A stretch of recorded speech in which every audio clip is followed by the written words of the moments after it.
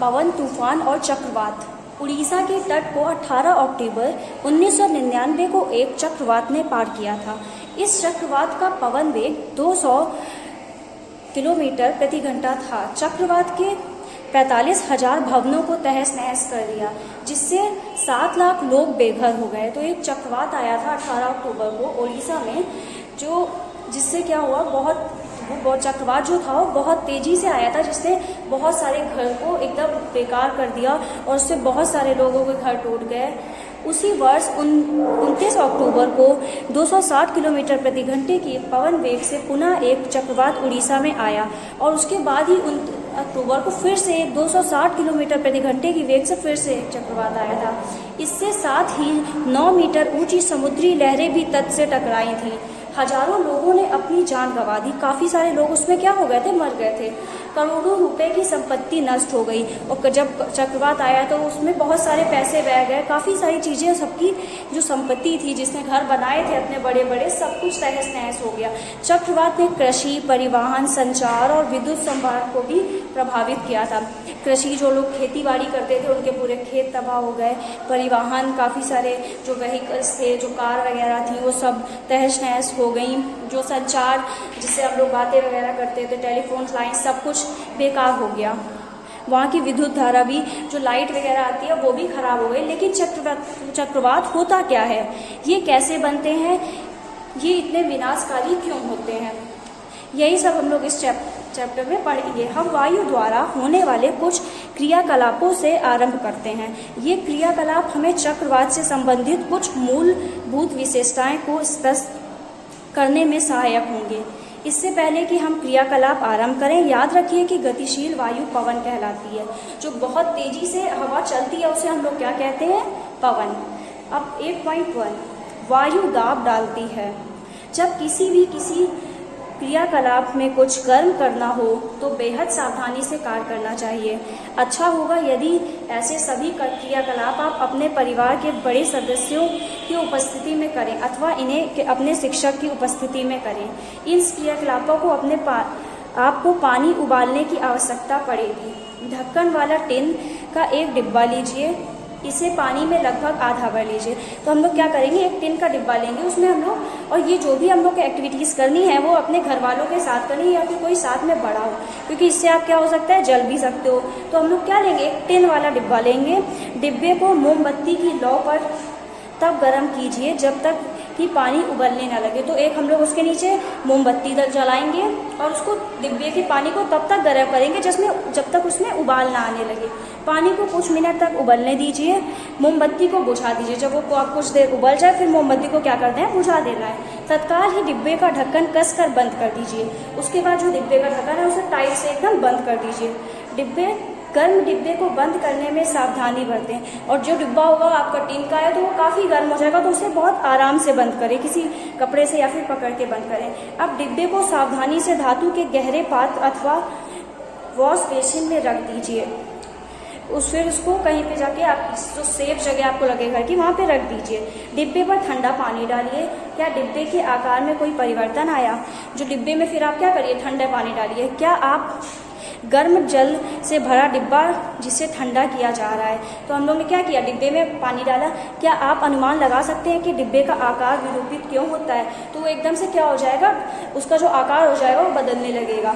यदि आपको टिन का डिब्बा ना मिले तो आप प्लास्टिक की बोतल लीजिए। अगर आपको टिन का डिब्बा ना मिले तो प्लास्टिक की बोतल में आप ये करिए, इसे गर्म जल से भर लीजिए। अब उसको गर्म जल से क्या करेंगे, उसमें गर्म पानी डालेंगे। उसको हम लोग आग में नहीं लगाएंगे वरना प्लास्टिक तो बेकार हो जाएगी। तो फिर हम लोग उसमें गर्म जल भरेंगे। बोतल को खाली करने इसे तत्काल कसकर बंद कर दीजिए। फिर उसको टाइट से बंद कर दें। अब बोतल को नल के बहते पानी में के नीचे रख दीजिए और फिर नल ऑन करिए, जिसमें नॉर्मल वाटर आता है उसके नीचे रख दीजिए। अब आपने कुछ अनुभव को याद करने का प्रयास कीजिए। जब आप पतंग उड़ाते हैं तो क्या आपके पीछे से आती पवन सहायक होती है? अगर हवा नहीं चलेगा तो क्या हमारा पतंग उड़ पाएगा? नहीं उड़ पाएगा। तो हवा, हमारी पतंग क्यों उड़ती है? क्योंकि हवा चलती है। यदि आप किसी नौका में हैं तो इसे चलाने आसान होगा। यदि पवन उस दिशा की विपरीत दिशा में आ रही होगी तो आपको नौका को ले जाना चाहते हैं। क्या आपको पवन की दिशा को प्रतिकूल साइकिल चलाने में कठिनाई का अनुभव होता है? जब आप जैसे हवा इस साइड को चली है और आपको साइकिल इस साइड को चलानी है तो आपको लगता है बहुत ताकत लगानी पड़ी है, लेकिन हवा इस साइड को चलती है तो आपकी यह साइकिल आराम से मूव होती है। ऐसे ही नाव में होता है, अगर हवा की दिशा इस साइड और हम लोग इस साइड चलाने की कोशिश करेंगे, विपरीत दिशा में जाने की कोशिश करेंगे, तो हम लोग को उसमें काफ़ी अपना ताकत लगाना पड़ेगा। आप जानते हैं कि हमें साइकिल के टायर को कसा हुआ रखने के लिए उसकी ट्यूब में हवा भरनी पड़ती है। हम लोग जो साइकिल में हवा भरवाते हैं उसको क्यों, अगर हवा नहीं होगी तो बहुत आराम से हम लोग को नहीं चल पाएगा। आप यह भी जानते हैं यदि साइकिल की ट्यूब में बहुत अधिक हवा भर दी जाए तो वह फट जाती है, और अगर ज़रूरत से ज़्यादा हवा भर दी जाएगी तो ट्यूब क्या हो जाता है, फट जाता है। अपने मित्रों के साथ मिलकर इस पर चर्चा कीजिए कि साइकिल की ट्यूब में हवा कैसे उसके आकार को बनाए रखती है। ये सभी अनुभव हमें यह अभ्यास कराते हैं कि वायु दाब डालती है। यह दाब के कारण भी पवन द्वारा वृक्षों की पत्तियां, बैनर अथवा झंडे लहराते हैं। हवा की जब दाब पड़ता है तभी तो जब हम हवा चलती है तो जो बैनर वगैरह होते हैं वो हिलने लगते हैं। हवा की वजह से जो वृक्षों की पत्तियां होती हैं वो भी हिलती हैं। आप कुछ अन्य अनुभव भी बता सकते हैं जो यह प्रदर्शित करते हैं। आइए अब हम सब यह समझने की कोशिश करते हैं कि डिब्बा अथवा बोतल विरूपित क्यों हो गया था। जब डिब्बा पर पानी डाला जाता है तो डिब्बे के अंदर की कुछ भाप जल से संघित हो जाती है, जिससे भीतर की वायु की मात्रा कम हो जाती है। परिणाम स्वरूप डिब्बे के भीतर वायु का दाब डिब्बे के बाहर की वायु के दाब से कम हो जाता है। दाब के इस अंतर के कारण डिब्बा पिचक जाता है। यह क्रियाकलाप पुनः पुष्टि है कि वायु दाब डालती है। इस एक्टिविटी से हम लोग ये देखते हैं कि वायु में दाब पड़ता है। अब 8.2 में आ जाइए। पवन का वेग बढ़ाने पर वायु दाब घट जाता है। अब कागज के एक टुकड़े को मोड़कर किसी खाली बोतल के मुख से कम माप की गेंद जैसा आकार बनाइए। खाली बोतल को पकड़कर उसके मुख पर के पास कागज की गेंद को रख दीजिए। अब फूंक मारकर गेंद को बोतल के भीतर डालने का प्रयास करिए। तो हम लोग बोतल लेंगे, एक छोटी सी बॉल बना के उसके अंदर डालेंगे, फिर उसमें फूंक मारेंगे तो जो बोतल वो जो होगा वो क्या चला जाएगा, अंदर चला जाएगा। इस क्रियाकलाप को विभिन्न माप की बोतल के साथ करने का प्रयास करिए। अपने मित्रों से भी फूंक मारकर गेंद को भीतर डालने का प्रयास करिए। पहेली और बूझो चाहते हैं कि निम्नलिखित प्रश्न पर विचार किया जाए। कागज की गेंद को फूंक कर मारकर बोतल के कठिन क्यों है? फिर 8.3 क्या है? गुब्बारों को फुलाना। लगभग समान अमाप के 2 गुब्बारे लीजिए जो एक तरीके से फूल सके। गुब्बारों में थोड़ा पानी भर लीजिए। दोनों गुब्बारों को फुलाकर प्रत्येक को धागे से बांध दीजिए। दोनों को हम लोग क्या करेंगे, फुला के दोनों को धागे से बांध देंगे। गुब्बारों को साइकिल के स्पोक अथवा किसी छड़ से 8 से 10 सेंटीमीटर की दूरी पर लटका दीजिए। किसी छड़ी में हम लोग उसको लेके 8 से 10 सेंटीमीटर की दूरी में दोनों गुब्बारों को लटका देंगे। दोनों गुब्बारों के बीच स्थान में फूंक मारिए। आपके विचार से क्या होना चाहिए? क्या आप देखते हैं? गुब्बारों के बीच फूंक मारने के लिए विभिन्न तरीके अपनाइए और देखिए कि क्या होता है। पहले हम लोग ऐसे मुंह से फूंक मार सकते हैं, फिर उसमें कोई पाइप लगा के फूंक मार सकते हैं। लगभग 20 सेंटीमीटर लंबी और 3 सेंटीमीटर चौड़ी कागज की पट्टी को अपने अंगूठे पर की ये और तर्जनी के बीच इस प्रकार पकड़िए कि पट्टी का अधिकांश भाग नीचे की ओर लटका रहे, जैसे कि चित्र 8.5 में दिखाया गया है। अब कागज की पट्टी में ऊपर फूंक मारिए। पहेली का विचार है कि पट्टी ऊपर उठ जाएगी, जबकि बूझो सोचता है कि पट्टी नीचे झुक जाएगी। तो हम लोग अगर फूंक मारेंगे तो एक उसमें सोच है कि नीचे झुक जाएगी और दूसरा सोच है कि ऊपर हो जाएगी। आइए हम लोग क्रियाकलाप ये करके देखते हैं। क्या आपके प्रेक्षण आपकी आशा के अनुरूप हैं, अर्थात वे वैसे ही होगा जैसा आपने सोचा है, या फिर क्या आपको ऐसा अनुभव हुआ कि पवन का वेग बढ़ने पर वायु दाब कम हो जाता है? जब हम बोतल में मुंह से फूंक मारते हैं तो मुख के पास वायु का वेग अपेक्षाकृत अधिक हो जाता है। इससे वायु का दाब घट जाता है। बोतल के भीतर वायु दाब उससे मुख से निकट के दाब से अधिक हो जाता है। यदि इसी कारण बोतल के भीतर वायु गेंद को बाहर की ओर ढकेल देती है।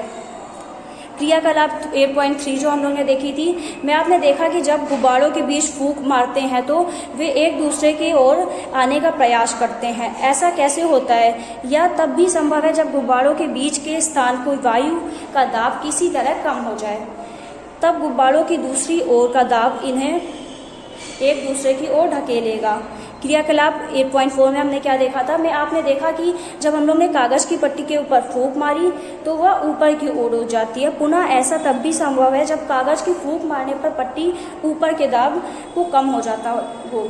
हम देखते हैं कि पवन का वेग बढ़ने से वायु दाब वास्तव में कम हो जाता है। जब पवन का वेग बढ़ता है तो वायु का जो दाब होता है वो कम हो जाता है। क्या आप कल्पना कर सकते हैं कि क्या होगा यदि तीव्र वेग की पवन भवनों अथवा झोपड़ियों को छत के ऊपर प्रवाहित कर दें?